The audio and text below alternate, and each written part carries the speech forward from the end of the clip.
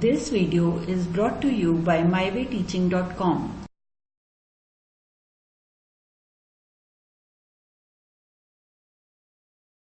In this part, we are going to see a very simple derivative type problem.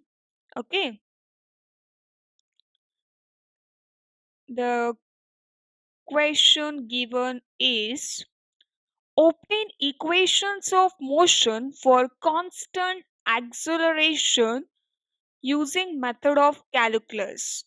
So by definition, we'll write acceleration in calculus notations as dv by dt, isn't it? The rate of change of velocity with time. So here dv is given by a into dt, isn't it? Integrating both the sides, okay, we can integrate both the sides.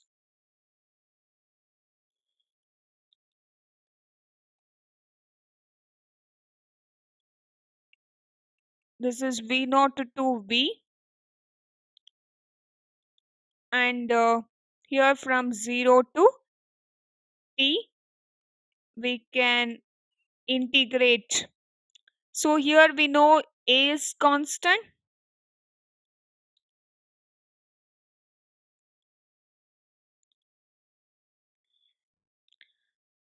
okay, and here of the integration of this dv from v naught to v, will get v minus v naught, isn't it?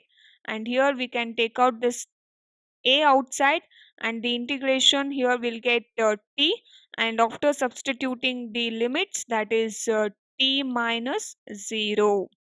So here it is v minus v naught is equal to at, isn't it?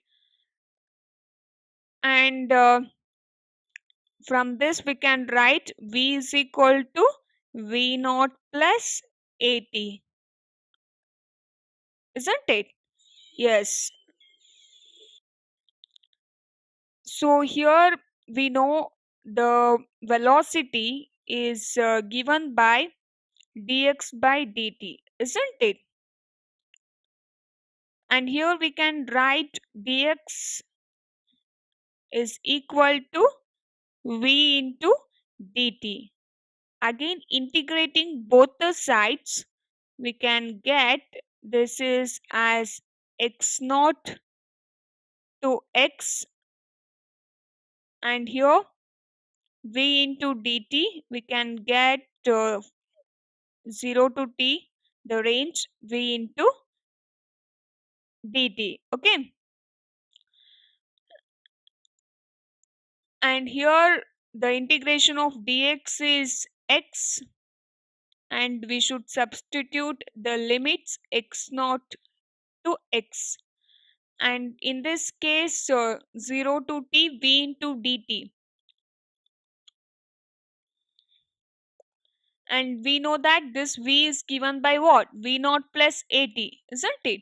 So we should substitute that 0 to t v naught plus at into dt, okay.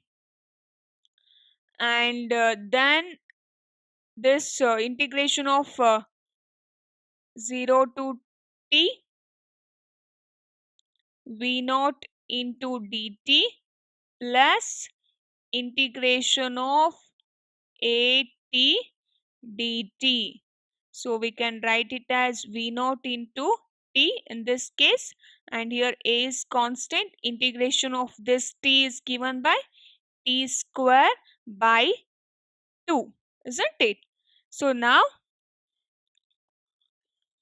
we got this x, we can write it as x minus x naught. Then we can write, we got the value of x as x naught plus v naught into t plus half at square, isn't it? Yes. So we can write acceleration as dv by dt, Again, we can write this as dv by dx into dx by dt, isn't it? We can write like this. And we know that dx by dt is what? Yes, it is velocity. So velocity into dv by dx. Okay.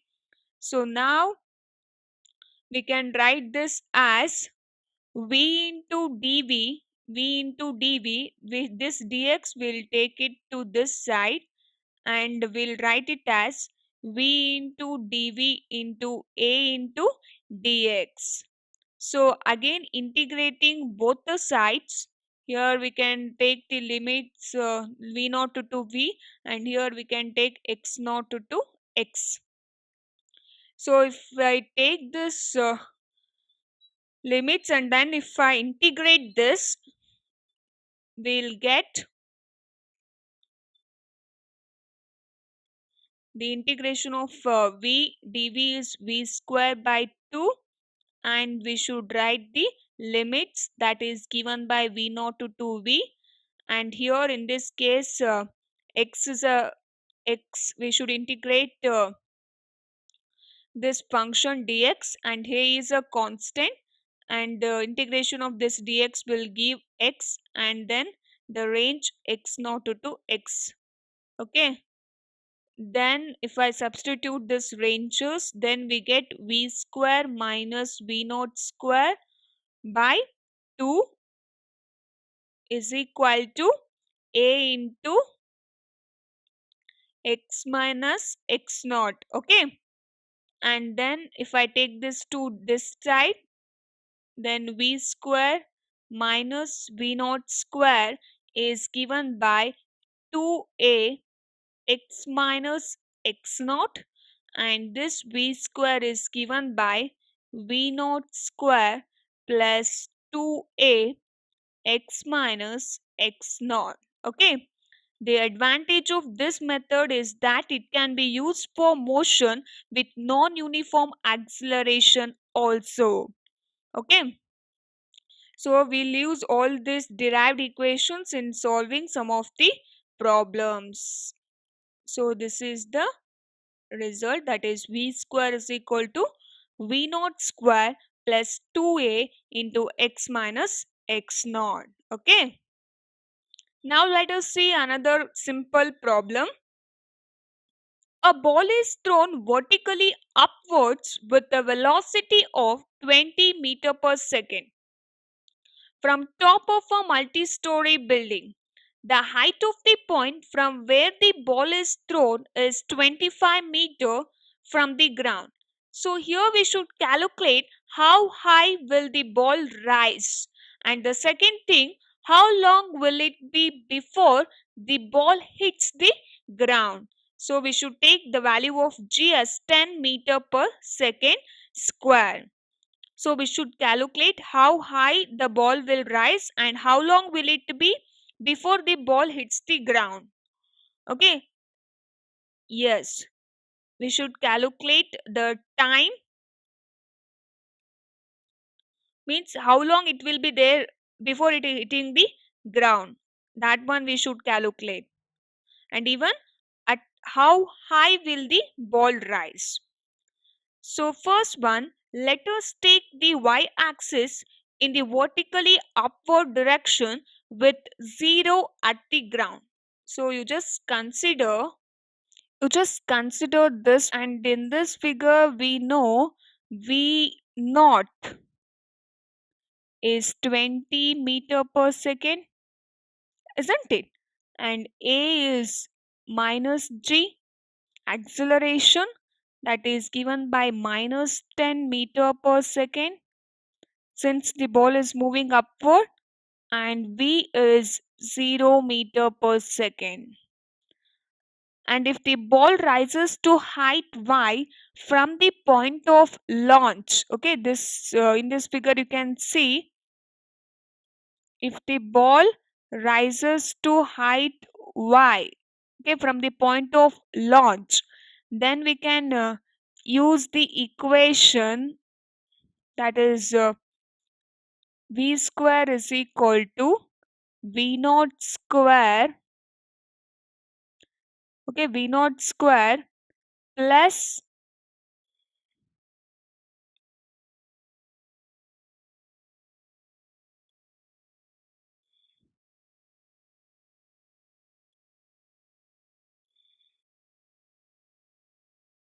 so V naught square plus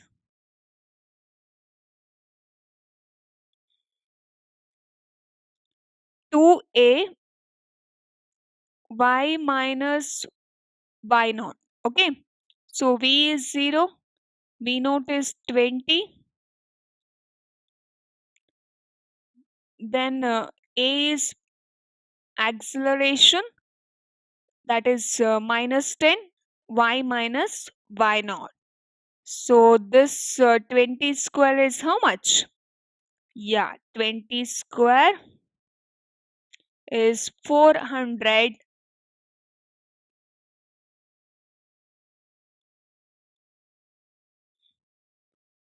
minus 20 into y minus y naught.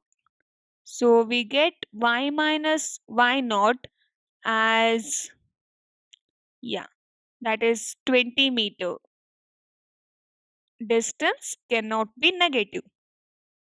So we can solve this part of the problem. Means the second one, how long will it be before the ball hits the ground? We can solve this part in two different ways. So let us see the first method for this. So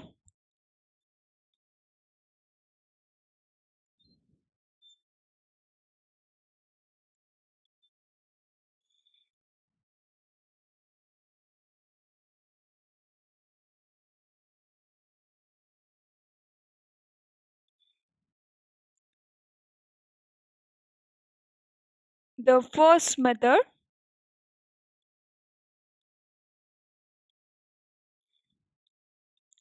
in the first method, we split the path in two parts. The upward motion, that is A to B. You can see in this figure also. First, we'll split it into two parts. So first is from upward motion, that is A to B, and downward motion, that is B to C. Okay, B to C. And calculate the corresponding time taken T1 and T2. For A to B, what is the time, and from B to C, what is the time? So then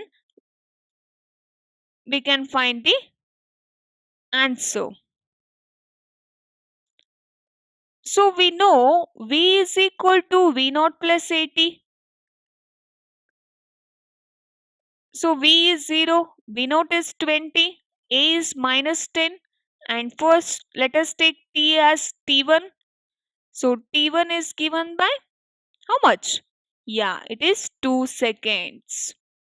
So this is the time in going from A to B. From B, or the point of maximum height, the ball falls freely under the acceleration due to gravity. The ball is moving in negative y direction. So for that we use a equation y is equal to y naught plus v naught into t plus half at square, isn't it? For from B to C. So we have y naught as 45 meter, because this y minus y naught is 20 and up to here it is 25. So we can calculate, we can get y naught as 45 meter, and y is 0, v naught is 0,